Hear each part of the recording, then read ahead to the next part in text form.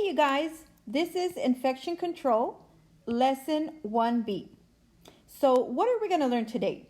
Well, our main objective is SDS, which stands for Safety Data Sheet. And if you guys remember from Lesson 1A, how many sections do we have for the SDS? Well, we have 16 sections. So what that means is, for example, if we have acetone, okay, in our salon, and we print out the SDS, we are going to see that it is going to have basically 16 sections, okay? And so what we're going to do is we're going to review all those sections so that you guys have a better understanding of what that entails, okay? So once again, every product that you have in a salon will have an SDS. So you can either ask this information, get it from the manufacturer, or go online and do a search. All right, well, let's begin. So like I said, the safety data sheet, the acronym is SDS, okay? And there are 16 sections. So we're going to go ahead and go over each of these sections, as you guys can see right here. And we are going to just give some very general information so that you guys get a better understanding of what each one is. So we'll go ahead and get started with identification. So when you guys print out your material safety data sheet, it should say it at the very top. Okay, so remember, it is no longer MSDS. So depending on when it was last revised, it might still say material, but it really shouldn't if it's been newly revised, because the new name is now safety data sheets. Okay, all right. So the first thing that we said we're going to go over is section 1, and it is identification. So this part of the SDS sheet basically gives you the name of the product and the manufacturer who made it and what exactly is it. So here it's a nail polish. It's telling us it's a nail polish. It's made by CoverGirl, and it's telling you that all this information that we're about to cover will pertain to the clear shades, to the sparkle shades, and to the cream and shimmer shades, and to the glitter shades. Okay, so that's section number 1, which is identification. If we continue, section 2 is hazard identification. So section 2 basically is just letting you know if this product is, like, for example, can only be used by professionals, and it gives you just a really quick general cautions. Okay, so for the example, this one product that is safe for consumers. So that means you don't have to be a professional to be able to use this product. And like I said, it'll give you very general, things to watch out for, in regards to this product. So once again, that was section number 2. And it's hazard identification. So it's just very general. Okay, section 3 is composition and ingredients. So basically what this is what it says right here. It's the ingredients. What is it made up of? Okay, so for example, here it's telling you clear shades, and then it tells you every single ingredient that will be found. So it doesn't give you percentages of each ingredient. It just has a list of all the ingredients that will be found. So here you can see for the sparkle shades, for the creams, and so forth. Okay, so that was section number 3, which is the composition and ingredients. Section number 4 is first aid measure.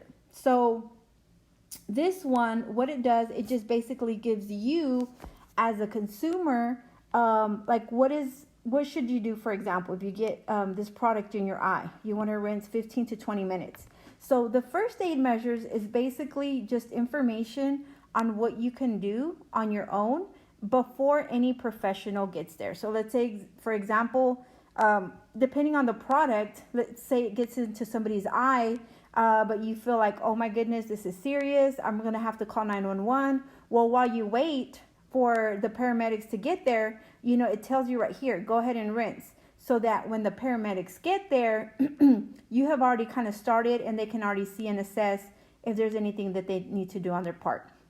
So once again, section 4 is the first aid measures for the consumer, not for the paramedics. Paramedics will do something that's a little bit more and a higher degree. Okay, All right, section number 5 this section is going to be very important. For example, if there's a fire, because this section will be used by the firefighters. So if something is, spilled and, for whatever reason, it starts causing a fire, as soon as the firefighters get there, they will ask, like if for example, what caused the fire, they will ask you for the SDS sheet, and this is the section 5 that they will be looking at. Because what it does, it gives them recommendations on how they can better fight the fire, okay? So for example, extinguishing media, what type of extinguisher should they use? Use a dry chemical foam or carbon dioxide water. So this section will be used by the firefighters to give them a better idea on how to fight the fire. All right, section 6.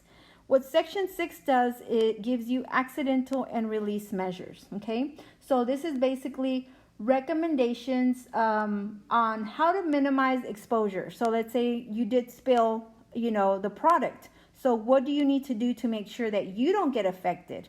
So obviously this is just a nail polish SDS, that we're looking at. So it's just going to tell you to make sure to clean up immediately, make sure it's in a well-ventilated area, because since there's so much of this product exposed, it can give you a headache or make you feel nauseous or so forth. So it does tell you to use gloves and other protective clothing so that you don't get it on your skin, okay? So number 6 basically gives you recommendations on what to do to minimize or prevent exposure, okay? Section 7 is handling and storage. So basically you've bought this product. What is the safest place to keep it, to store it, and how to carry it, basically. That's what it tells you, okay? So section 7, handling and storage. All right, so section 8, it's exposure controls and personal protection, okay? So basically what this is telling you is, what do you need to do to make sure that you stay safe while you use this product, okay? So while you're using it, this, for example, SDS says to use in a well-ventilated area.